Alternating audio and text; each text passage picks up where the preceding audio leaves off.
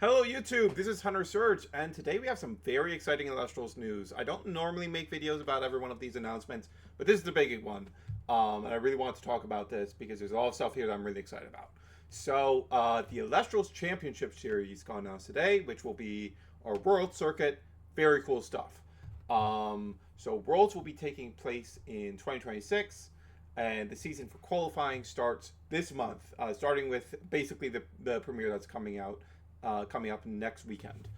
Um, so that's really cool. That's really fun stuff.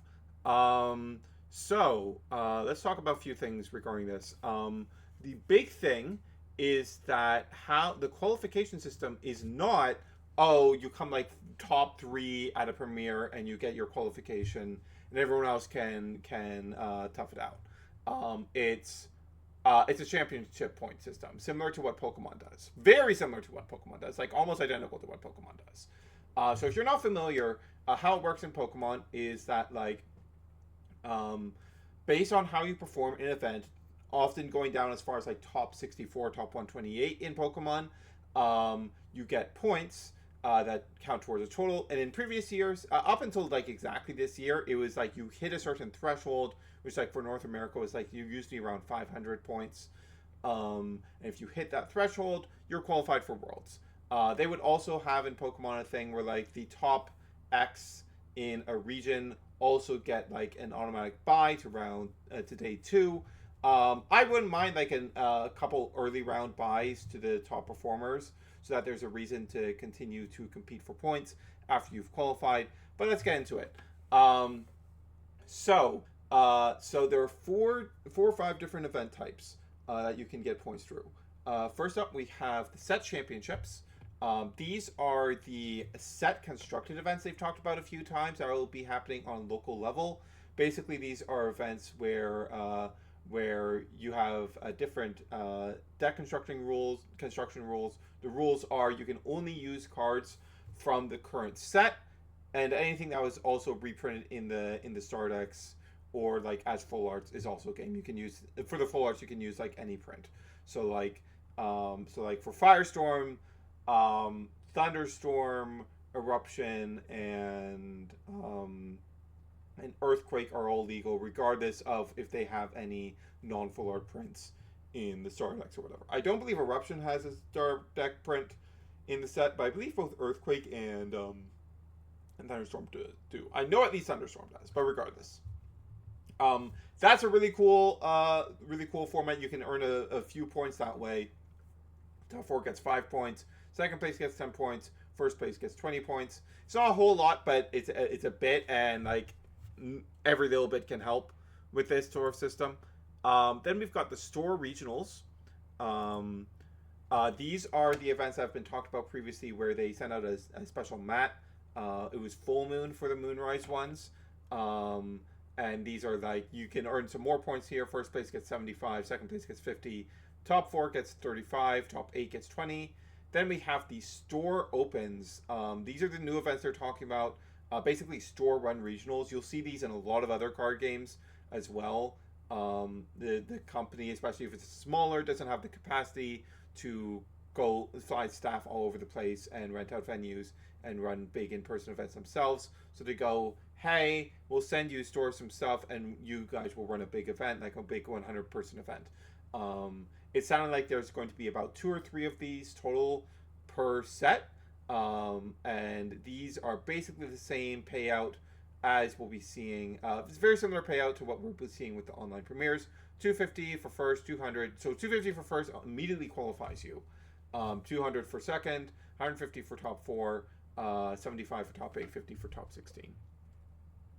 And then we have the online premieres. So we get 250 for first, immediate qualification, 125 for second, 75 for top four, top 8, 50, top 16, 35, top 32, 20. So a couple things I'm really happy about here. I'm really happy there's some top 32 pricing here. I vocalized a few times that I'm kind of frustrated with how with hitting like the 128 cap.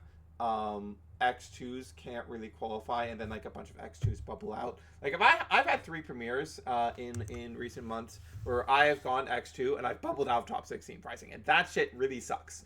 So like there being top 32 pricing of some kind is like, okay, when I bubble out in that scenario, I will get something.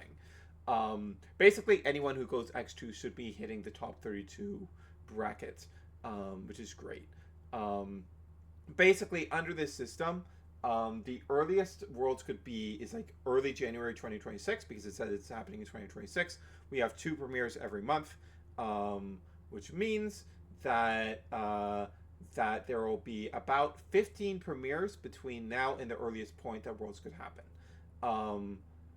If you are consistently hitting top 32, you will qualify with just premieres within 13 events, within 13 premieres. This does a lot to shore up my biggest issue with how Pokemon does it, because Pokemon, because of the way they've structured their best finish limits, it's really, really hard to qualify locally. There's no online events that count towards it. In VGC, there's like a couple, but for the most part, it's all like in-person events. So like it's like if you want to qualify, you've really got to have the funds to travel to these big in-person events. The way Elestrals has set it up, you can really, really easily qualify if you're a consistent performer just through the online premieres, which like deals with like almost every problem I've ever had with the way the Pokemon does it. Very, very happy about this. Now it says here that the Elestral opens, like big events like Dallas Open, the point distribution is to be announced, but they do have the point distribution for these in the video. In the video, it says that this is very similar to the store open because it's like it says there store slash Elestrals open. Let me yeah, so like the main difference between the Elestrals opens and the store opens seems to be that the Elestrals opens have a 7-round kicker and an 8-round kicker, where at 7 rounds you get 35 championship points for coming top 32. At 8 rounds you get 20 championship points for coming top 64. So for example, at Dallas, all of those kickers would have been active. Yeah. And pricing is under construction. We don't know what the pricing is going to be yet, but it's going to be in early January. I'm just very happy about this structure. Like, I think it is, for one of the big problems that you can run in with smaller games, if you go with the, you have to make top X at one of our few big events, and that's how you qualify to Worlds, is that it's very easy to end up with a pretty small Worlds. But also, I think it's really important for consistent performers who aren't necessarily getting to like the top 4, but are consistently hitting top cut or doing pretty well. Those players should still be rewarded for that consistent performance. So any tournament, any world structure that is going to reward those players is something I'm very happy about, because it takes a lot of pressure off.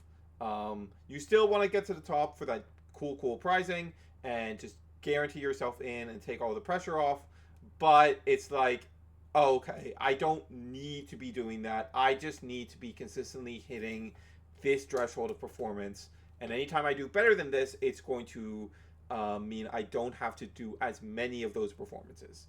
And like the fact that it's the main earner is through the webcam premieres means it's super accessible to anyone who doesn't like have a local scene or doesn't end up getting any regionals near them.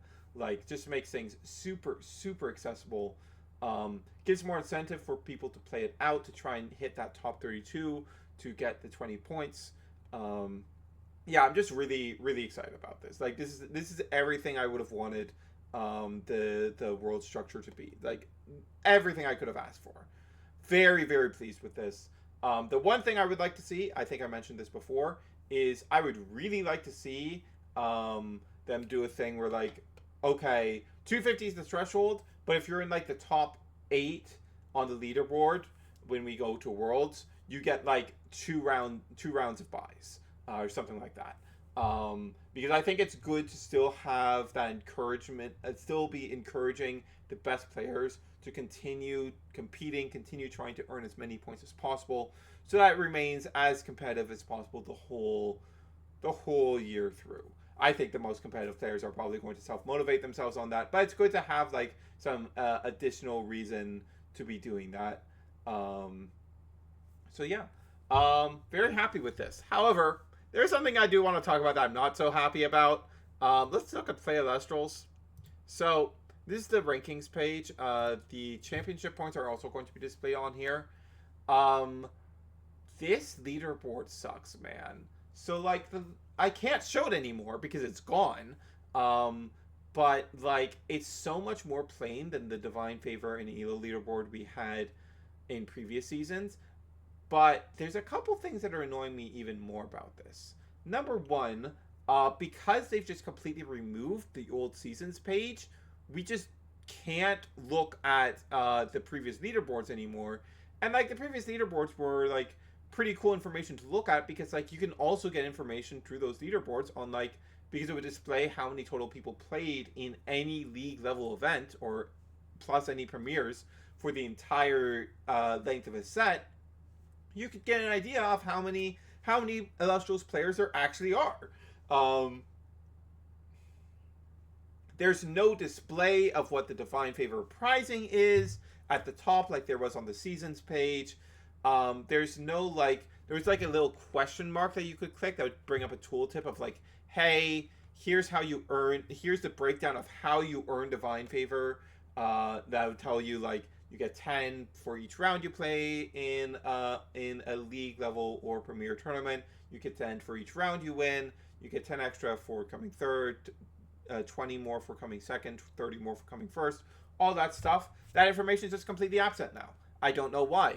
On the old one, if you clicked on a player's name, it would pull up a little thing where you could see like their win record, their match record, their game win record, their match win record, represented in percentage, and you could see what events they played in that was contributing to their score, and you could go through to any of those events, and that was a cool thing.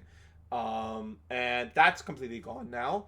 And also, what's really annoying me about the Divine Favor tooltip being gone is that how Divine Favor is calculated seems to have changed. For example, Weathercaster, Hecka Moist, and Butter5 up here, the only way their scores actually make sense, the way it is if top cut rounds now count towards Divine Favor. The rounds you played in top cut didn't used to apply. It was just the Swiss rounds, and then like the final standings after top cut is what determined who gets the extra Divine Favor for first, second, third. But those wouldn't count to give you extra Divine Favor over there. And I'm not too happy about this because like it's like what this does is like for premieres it gives you a bit of extra Divine Favor if you go all the way, right? But on a local level it creates this weird thing where it's like, yeah, I hope your locals is willing to run top cut for your like 10-12 person event, or you're just going to be losing out on a potential like 40 extra Divine Favor each event. And that sucks. That's not great. I I'm not a fan of I'm not a fan of that change at all. I really hope that they revert this change, to be honest, because the old leaderboard was way better. Or if they just at least put back all the features that the old leaderboard had. Like I can deal with it looking plain if we at least get all the features back and we get the we can go back and look at the previous leaderboards. Like I really hate that we've lost the previous leaderboards. That's the thing I'm really, really upset about. Losing those previous leaderboards really sucks. I don't like losing that archival stuff. I don't like losing that history. So I hope that gets changed. And like the fact, why is the like why is there no display of the prizing? Why is there no explanation for what divine favor is and how you earn it? Like, very, very annoying change. I'm very irritated with how this leaderboard has been changed. And assumingly this is going to be the same way we see leaderboards, the championship point leaderboard, and like those sorts of features of like, hey, here's how you earn this, yada yada yada, would be appreciated there too. And also, I really don't like that we've just completely gutted the ELO rankings. Like the ELO rankings didn't mean anything, but they were fun to like. I found them fun to track, fun to watch my ELO. I don't know. It's a really big bummer that we've lost all those features on the leaderboard page, and I really hope it gets reverted because I miss all of those features. Um, yeah, that's going to be it for me for today. As I mentioned in the last video regarding the Elestriad, I'm going to be working on getting up my videos on my pools, where you can see like the full match and my top 16. So look forward to that. And this is Hunter Surge signing off.